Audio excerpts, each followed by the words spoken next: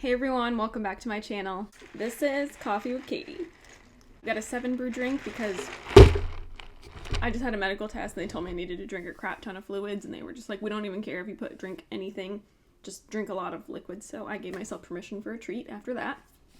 But today's video is going to be my April reading wrap up. You know the drill, we're going to be talking about all of the books that I read in April, and I'm going to try to do this really quickly because I have to go soon. So, the first book that I finished in April was Eldritch by Carrie Lake. This is book 2 in the Eating Wood series, the first one being Anathema. And I really like this series so far. The first one was really good, and this one was also really good, but it was different and a lot darker. It's picking up after the events of the last one, but I just felt like there's so much going on. As in trauma. There's a lot of flashbacks. Okay, hold on. If you don't know what the Eating Wood series is and you don't know what Anathema is, essentially there's this girl who is in this like really dark country gothic kind of society, and if you're magic, then you're like a witch and you're sentenced to death, but there's all these like horribly corrupt people, and it's kind of like a really conservative, like a crushing, abusive conservative community. And her sister is about to be sacrificed to the Eating Woods, which is this like dark wood that when you go back in, then when you go in, you usually don't come back out, and there's lots of like monsters and horrible things in there. And she goes into the Eating Woods to save her sister, and there's monsters they're running from, and she kind of stumbles upon this gate that portals her into another world where she meets Zavander, who is a kind of otherworldly being, sort of. Like, he's human-esque, but he's not a human. He's a different, like, race, essentially. Kind of immortal, sort of. Maybe he is immortal. And the story kind of goes from there, and she realizes that she has magic. I think Eldritch is still a 4.5 star read for me, but the suffering does not end, ever. So there's flashbacks of Zavander's life where he was like abused his entire life, and it's awful and brutal and disgusting.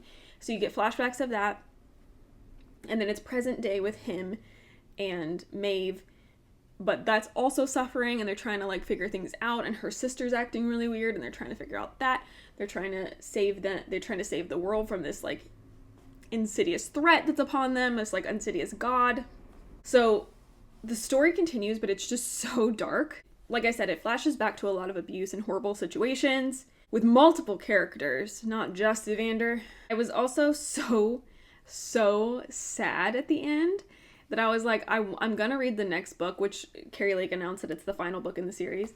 But I'm also just like, you're just devastated and hopeless at the end, basically. But I'm also dying to know what happens. However, in this book, as someone who has arachnophobia, this series is a real struggle at times, and disgusting. But I'm too interested to give up on it. And I really like the story, but this is like a gothic horror fantasy, and I don't really read horror. This is like the furthest I will delve into it, and it makes it really different and unique and interesting. But could we please use anything else besides spiders to be evil? I mean, they are, but like anything else we could use. But that's often what people go to, and that is very, very prevalent in this book. So it is terrifying, and if you have that, just be aware. But still very good. I'm very anxious to see how the story wraps up, because there must be hope somewhere, right? There must be vengeance and hope. So I read that. And I read Tethered by Elena Galia, and this one is one that has been on my TBR for a really long time. That's why I ended up reading it. This is book 1 in the Binding Chronicles, and I really liked it. It was interesting. Essentially, there's a girl who's being married off to a vampire prince, the Dark Vampire Prince, and he's got some horrifying nickname because he's super scary and can kill everyone. And she ends up going to this like vampire court. She doesn't have any friends or family really, so she's just kind of whisked away to this other land so that she's surrounded by vampires, and it's very scary. And during their wedding ceremony, they're told they're going to be like bound together essentially. But the magic that ends up happening is to tether them, which means they cannot physically be apart. I think it's like 30 feet or something. It's a very short amount of distance where they can be apart without having like excruciating pain and feeling like they're gonna die. So they have to be together, and it's a forced marriage basically. So They end up warming up to each other because they have to be in each other's vicinities. So I liked it, and they're also kind of trying to figure out how this magical mistake happened. Was it intentional? Was it not? And just like looming threats. So I liked the vampires and the magic of the tethering. I thought that was interesting. It was also problematic because, like, obviously it's cool that they have to be together, but also if they get separated, it's like super painful and scary. So it just causes problems. Like, what if, I don't know, what if you can't like lift him, but he's like paralyzed and then you can't get away? Stuff like that becomes like complicated. Forced proximity on another level, if you know what I mean. I like that Sebastian is a hidden softie. He's like the dark vampire prince, but also like one of the most dangerous in his world. I liked how Luna, the human bride, is terrified, but also like wasn't about to let the vampires push her around. So even though she's scared, she won't back down and she won't let them walk all over her. And it's not even like bravado or like false confidence or like arrogance. It's legitimately that she's terrified and she knows she could die, but she still stands up for herself and others, and I really liked that about her particularly. Possibly to the degree of stupidity, but I think that's also kind of why it's fun. The ending was kind of wild. At the same time you expect it, but I think I just didn't expect it in the first book. And you don't actually get an answer. So I will continue the series, and I'm curious to see what's going to happen. But yeah, I didn't expect that. I ended up giving it 4 stars. And then I was able to read one of my most anticipated releases of the year, Thorn Queen. The Thorn Queen by Sasha Payton Smith. This is book 2 in the Rose Bargain series. This is also the last book in the Rose Bargain duology.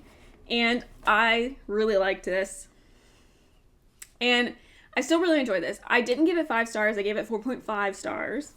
So the first one that I've mentioned a million times, essentially there's a Fae court, the Fae Queen. It's like a Regency. It's a Victorian-inspired young adult romantasy. So kind of like Bridgerton, you're about to come out into society, and when you meet the queen, you can make a rose bargain, and you can barter something in this like Fae bargaining system. So you can trade like your teeth for perfect hair, what have you. And they do a competition of, I think it's like 30 women or something, that they sign in blood that they're going to enter this competition, and then one of them is going to marry the Fae prince, and whoever does not win his hand, they can never marry ever again. Oh. This is book 2. A lot of stuff happens in book 1, so this is like a very different vibe. And it's scary and interesting. And while I still really enjoyed this, there's part of the beginning, but before the middle, that's a little sad. And you're not really sure where it's going. But I ended up getting hooked and needing to know what happened and being invested. I wanted to throw Ivy off of a cliff sometimes for being so stupid. But I get that she was trying her best in a Faeland, because they do go to the Faeland. A tiny spoiler for you. I also started feeling bad for Brom, which I was not really expecting. And it was very confusing, because I don't think you're supposed to, but I was. So, yeah. The author did a couple of things that, had they not been resolved, would have been on site. Like, I am not joking. I would have been, like, wrongfully so, been like, what is wrong with you? How could you do this to me? Playing fairy tricks on readers. Not nice, Sasha. Overall, with the 2 books, I enjoyed the story, but loved the first one so much. And then this one didn't quite stand up to it, but I still really enjoyed it. It's still 4.5 stars. But it's just like, if I have to compare, the first one is just better to me. But as I've said on this channel before, I think it's really hard to wrap up stories. I think it's hard to end them well and end them like in a very satisfying way. And it's going to click with everybody. But I think she did it. I think she did it well. There's just a couple of things here and there, but just my overall enjoyment wasn't as high, but it was still very, very good. And then the last book that I was able to read in April is The Book Witch by Meg Schaefer. I actually read this because Becky from Bex Reads recommended it to me. It was kind of on my radar and I wanted to read it already, but she said that she thought I would really like it, and so I took her up on that and read it sooner than I thought, and I loved it. I gave it 5 stars. So thank you, Becky. I actually finished it on a plane ride, so I'm not sure what day I actually finished it. It was just kind of like a blur of nighttime travel and just things. this book. So you're following a girl who is a book witch, which means she has magic to travel into books. And they do this to protect stories. So if something is going on and like an outside source is threatening a book, like to burn it, to get rid of a character, to change the story, they will go into the book and save it. And I really liked that. It's kind of like in tandem with librarians and protecting stories, and I really enjoyed that part. And so she goes into these stories, but then she ends up kind of breaking some of the rules because you're not allowed to eat, drink, or sleep or have relationships in these books. And she ends up kind of breaking the rules when she's kind of like falling for her favorite character, the Duke, who's this like Sherlock Holmes-esque type of a character, but he's also was a Duke, and he comes to America and becomes a detective. And she's kind of on parole, sort of. She's like on probation of the bookish witch community. But then something happens and her grandfather goes missing, and she thinks something nefarious is afoot, and she's not really sure what's going on. So she ends up bringing the Duke back out of his story to help her solve this mystery. So good. The bookish vibes, immaculate. The forbidden fictional love interest, swoon-worthy. Main character who helps save books and book characters, amazing. Awesome. I loved this story so much. And the humor. The humor was so good. I loved the banter between her and the Duke. I loved the overall humor of the writer in the book. The narrator did a great job. It's so good. The audiobook narrator was really good. I remember the narrator just being like super fantastic. I think I've heard her before in another book that I've read. I'll have to check. And I love her voice and her acting. Like, she just does it really, really well.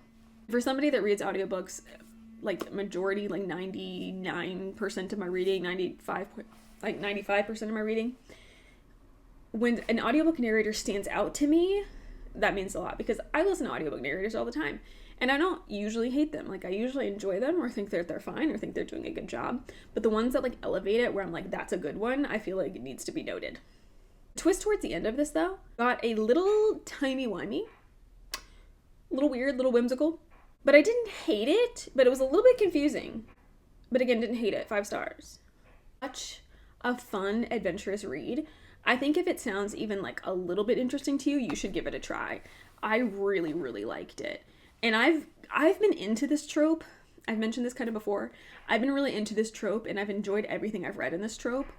So I think I should continue to read things like this, but I really liked it. Super good.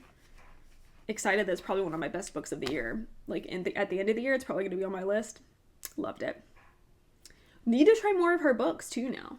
I did start Metal Slinger, but I was not able to finish it in April, so that is it for all the books that I read in April. I would love to know what your favorite read of April was, if you want to leave it in a comment down below. But that was all the ones I read. Thank you so much for watching, but that is it for today's video. Please like this video if you liked it, subscribe if you want to, and I will see you next time. Stay safe and caffeinated. Bye.